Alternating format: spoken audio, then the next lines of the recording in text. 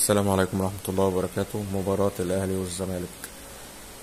في البداية الشوط الأول الأهلي كان سيء كالعادة، نفس الكلام، نفس كل ماتش الأهلي ما بيجيش الشوط الأول، مع إن المفروض العكس. يعني احنا دايما متعودين إن الأهلي بيبقى نازل متحمس ونازل عايز يكسب وعايز يجيب أجوان وبعد كده يلعب بأريحية يعني باقي الماتش، يعني أو الشوط الأول الشوط التاني تحديدا. لكن اللي حصل عكس السر أو عكس التوقعات. عدي الدباغ بلغة الكرة كده لبس ياسين مرعي ضربة جزاء. مش عايز احمله قوي برضو ضربة الجزاء ان هو الغلط منه، ولكن برضو دي ممكن تكون قلة خبرة او ثقة او تباطؤ. ضربة الجزاء شاطها عبد الله السعيد، محمد الشناوي صدها، بعدين لقينا الحكم بيعيدها تاني. طب بتعيدها ليه؟ قالك عشان ياسر ابراهيم والضربة بتتشاط كان دخل منطقة الجزاء. طب يعني ده كلام ينفع؟ يعني يا ياسر يا ابراهيم يا لعيب يا خبرة، ان حاجة زي دي او كرة زي دي تيجي منك انت يعني تعدي عليك كده؟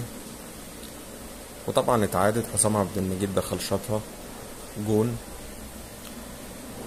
الاهلي بقى يعني بعد كده تحس ان هو بدأ يدخل يعني يدخل اجواء الماتش، يعني بدأ يهاجم، بدأ ان هو يبقى فيه استحواذ هجومي، ضغط هجومي.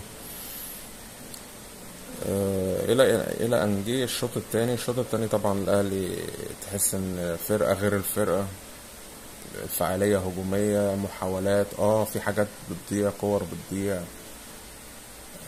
حسين الشحات نجم الماتش بلا منازع. الماتشات الكبيره دي بتاعته، هو كان موفق جدا. يعني في الفتره اللي لعبها دي عمل كل حاجه في الكوره، يعني جاب جون حلو قوي وصنع يعني تحس ان هو نازل عايز يعمل حاجة، عايز يعمل حاجة للفرقة ولزمايله وكذا. عمر كمال، انت يعني جات لك فرصة عمرك، مش هقول لك انفراد، ده يعني انت والجون قدامك ومفيش حد ضاغط عليك وباصص وشايف، يعني حط الكورة. يعني انت ايه مشكلتك؟ يعني مش فاهم. ف الواحد كان خايف بجد يعني، والاهلي لسه برضو مستواه يخوف، مش افضل حاجة. والزمالك يعني لولا ان الزمالك تراجع كان ممكن ان هو يكسب على فكرة.